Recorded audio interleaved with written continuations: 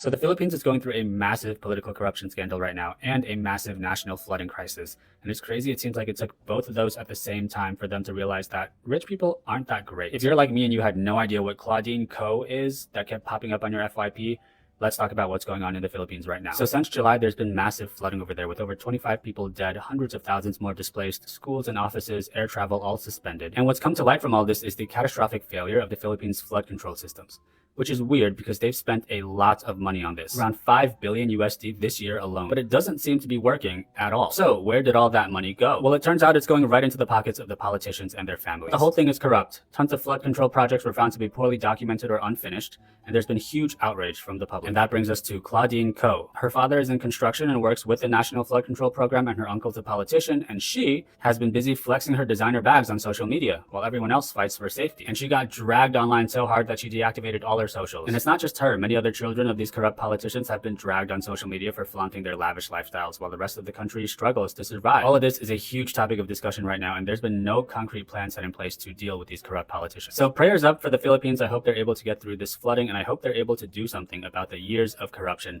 which will probably be more difficult to deal with than Mother Nature. May I just ask you why that's funny? Why that's funny? I'm asking you a question about the plundering of large sums of money. Why wouldn't you want all of that money back in the hands of the Filipino people? Well, we the narrative. May I just ask you why that's funny? Why that's funny?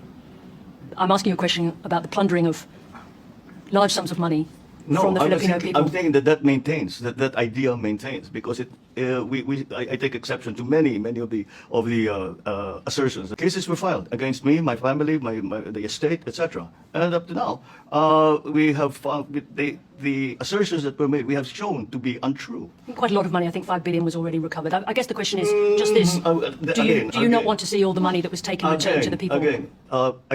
We have signed. This family has signed a quitclaim. Signed many quitclaims, and from us, we have nothing left. Not the view of the Presidential Commission. I'm sorry? Not the view of the Presidential Commission. This is my final question on this topic. Which Presidential Commission? In the Philippines. Their view is there's a large amount of money outstanding. I think that having seen the facts as they have been slowly revealed, with further true investigation, not propaganda, but actual true investigation, like court cases and investigations. The question is, other countries in the region, including Australia, want to know that the Philippines, and you in particular, as a Marcos, have come to terms with your family's history. There was a time where the issue was Marcos. That's not the case anymore. And that's why I think the best proof of that is my election. President Marcos, thank you very much indeed for speaking to 730.